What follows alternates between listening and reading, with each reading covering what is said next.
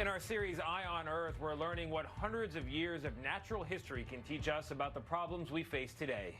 London's Royal Botanic Gardens are home to more than 50,000 living plants and more than 7 million plant species, including some collected by Charles Darwin himself.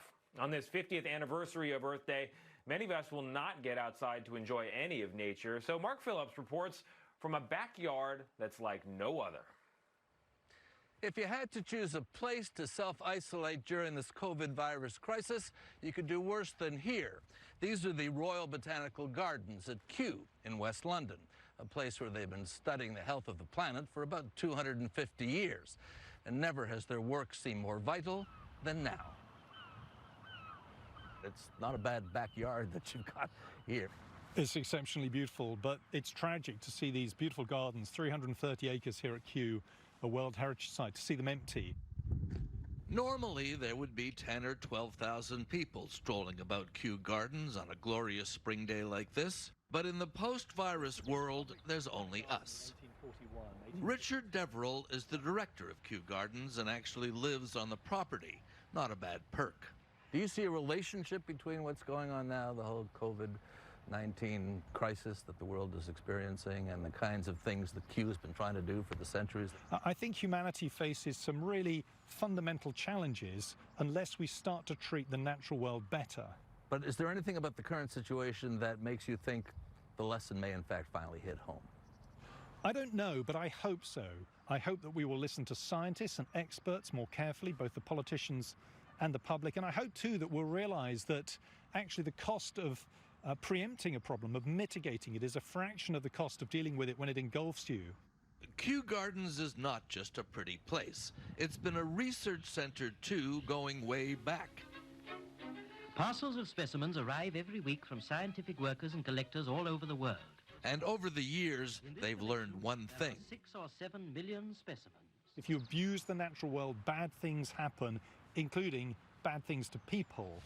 But if you treat the world with respect, it pays you back. And at the simplest level, of course, plants provide us with oxygen, they provide us with rainfall for our crops, they provide us with food. About a quarter of all cancer medicines derive from plants and fungi. So they deliver many, many beneficial things to humans. Not that they're above a little tinkering with nature here, trying to help plants cope with the warming world. Right now, among others, it's coffee, a crop that is threatened, as we found out in the hills of Uganda not long ago. Not enough rain, too much sunshine, bad fruit. Yes, too much sunshine produces bad fruits. At Kew, they're trying to find varieties that are more tolerant. Perhaps some have greater heat tolerance or aridity tolerance that can be bred into the commercial crop to safeguard future supply of coffee. But this is also a time for deeper thoughts. What happens once this current crisis is over? We've got a situation today where 4.5 billion people are in lockdown. That's extraordinary. So I hope, if nothing else, this COVID experience has given us a dose of humility, actually. We are just one species of many, many millions, and we need to play our role alongside those other species in a responsible way.